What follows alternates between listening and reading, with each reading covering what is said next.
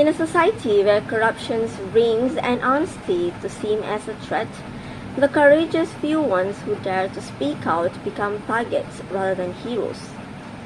Join us as we delve into the perilous journey of whistleblowers, exploring the dark underbelly of a system that punishes integrity and rewards deceit. Can the truth prevail when the stakes are so high? Good evening, everyone. I'm Jay from Justice Prevail TV. Today we are going to uncover the issues of whistleblowers in Malaysia and how they have played an important role in preserving honesty in the political world.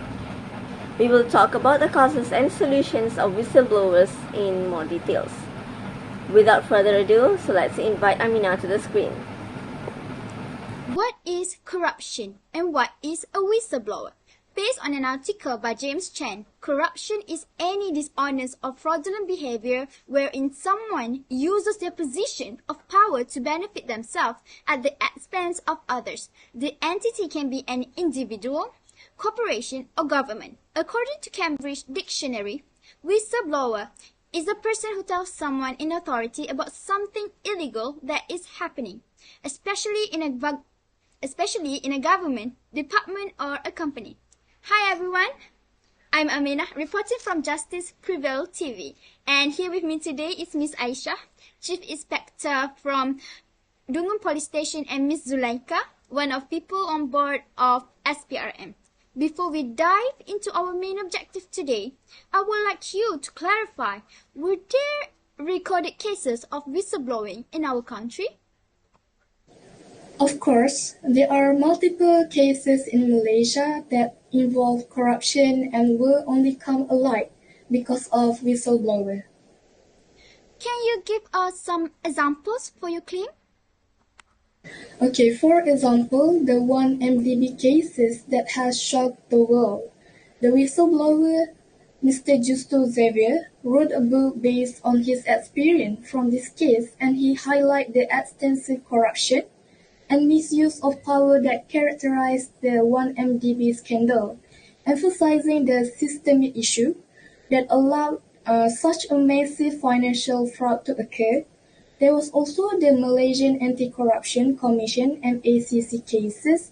The MACC has relied on whistleblower to uncover various corruption cases within government agencies and corporations.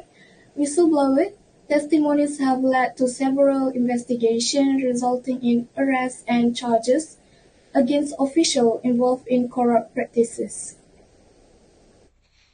Thank you for the clarification. Now, on to our main agenda. What are the main causes of why people are afraid to be a whistleblower? Some of the reasons include fear of retaliation. Many employees worry about potential backlash from their employer or colleague, which can include being ostracized, demoted, or even fired. This fear can deter individuals from coming forward, as highlighted by Janice Bellis, who note that acting on conscience can be a very risky proposition for employees who wish to remain in their job. And the second one is uncertainty about legal protection. Employees often lack a clear understanding of the specific law that apply to their situation, which can lead to confusion about their right and the protection available to protect them as whistleblower. This uncertainty can make the decision to report even more daunting. And the last one is impact on workplace relationship. Making an accusation can significantly alter workplace dynamic, potentially harming relationship with colleague and supervisor. The study by Maurice Swetzer and Jessica A. Kennedy indicate that accusation can damage trust in the accused, while simultaneously boosting trust in the accuser, but the social consequences can still be severe.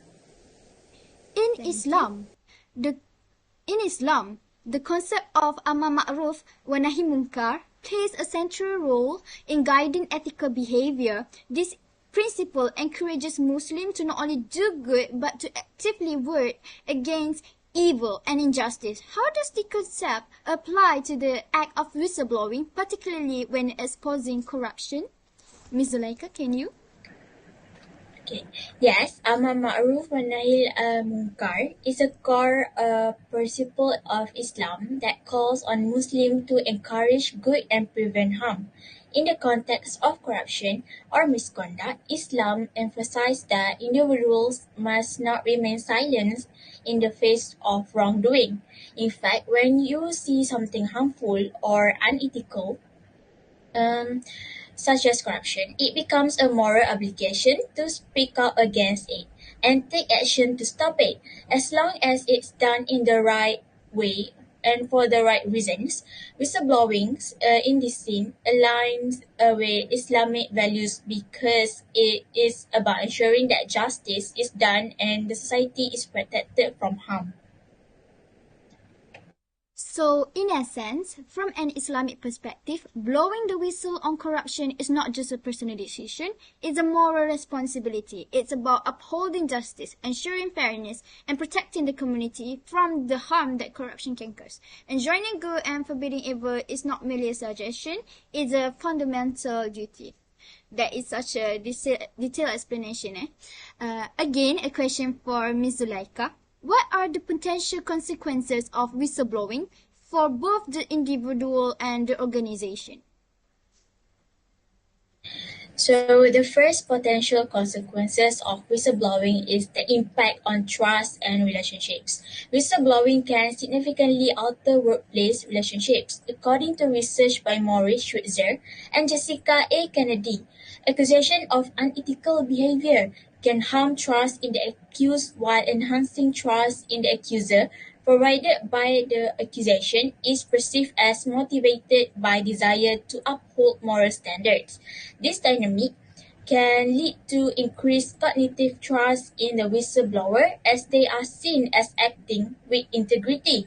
Second of all is the organizational benefits. Whistleblowing can promote ethical behavior within organizations by enforcing norms and addressing wrongdoing. Whistleblowers can help create a culture of accountability and integrity. This can lead to improve organizational functioning and a stronger ethical tone set by a leadership. From the answer given, even I can tell that it is indeed challenging to be a whistleblower. To be able to stand against corruption must have cost a lot of courage. Is there any initiative taken to encourage the act of whistleblowing?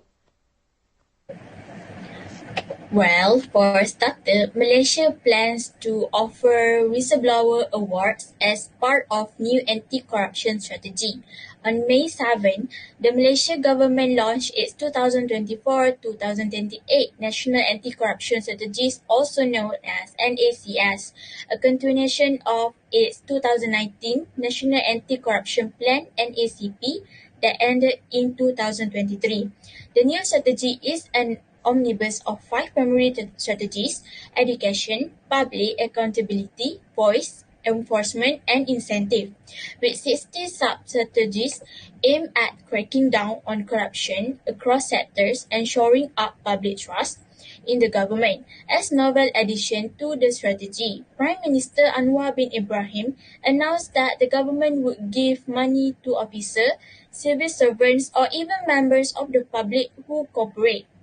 Mr. Anwar hopes that the NACS and Whistleblower Awards will aid the country in its goal of ranking within the top 25 of Transparency International's Corruption Perception Index (CPI) by 2034. Amidst uncertainty, whistleblower advocates stress it may be safer for Malaysian whistleblowers to disclose misconduct not to their government but to the United States, which broadly offers uniquely expansive transnational whistleblower protections and incentives. Whistleblower law expert Stephen M. Cohn of U.S. whistleblower law firm Cohn and Calapinto explained that U.S. whistleblower laws can often apply to corruption cases in Malaysia. For example, in the 1MDB scandal involving Goldman Sachs, Malaysian whistleblower would have been able to qualify for protections and financial incentive under the FCPA, also known as Foreign Corrupt Practices Act. The new Anti-Money Laundering Improving Act, effective 2022, also has significant transnational application. However, time will tell if Malaysia's new NACS fostered an environment with zero tolerance and no compromise for corruption, as Prime Minister Anwar hopes. Whistleblower advocates see the program as an admirable step forward, but they argue that until evidence emerges of its success, if it does, Malaysian civil servants and citizens, especially would-be whistleblowers, should remain cautious and seek out all available options in doing their part to tame corruption. Thank you so much for the information and input. We are glad to have you here with us today. And now, back to our host, Jay. So, as said earlier, corruption is a dishonesty where someone misuses their power of the position for their own benefits. Corruption weakens our trust in the sector to act in our best. It wastes funds meant for the important community project, leading to poor quality services or the project that never get completed. Corruption in an organization can also result in financial loss and increased poverty. Corrupted individuals may face disciplinary action, criminal charges, job loss, and even damage in their relationships. And about being a whistleblower, they need some strong proof against the offender, as the whistleblower reports the wrongdoing in their place. So without proper evidence, we can prove them guilty. An important part of companies' success is fostering a transparent work environment. Transparency has many advantages, from raising significant rise in staff engagement and productivity to an improvement of customers' relations. Whistleblowing promotes a transparent and accountable work environment, which helps the company to be more efficient by preventing illegal activities. It generates a sense of comfort among the employees, allowing them to communicate their concern and even feel value. Because whistleblowing allows openness, it ensures that the employees are not breaking any rules or engaging in any unethical activities. Blowing the whistle has always been morally and ethically correct thing to do. It is critical to emphasize workplace transparency and employees' ability to speak up when necessary. So that is all from us for today. We'll meet you again next time with another interesting topic to discuss with. Thank you for joining us. Till then, take care and stay safe. I'm Jay from Justice Prevail TV, signing off.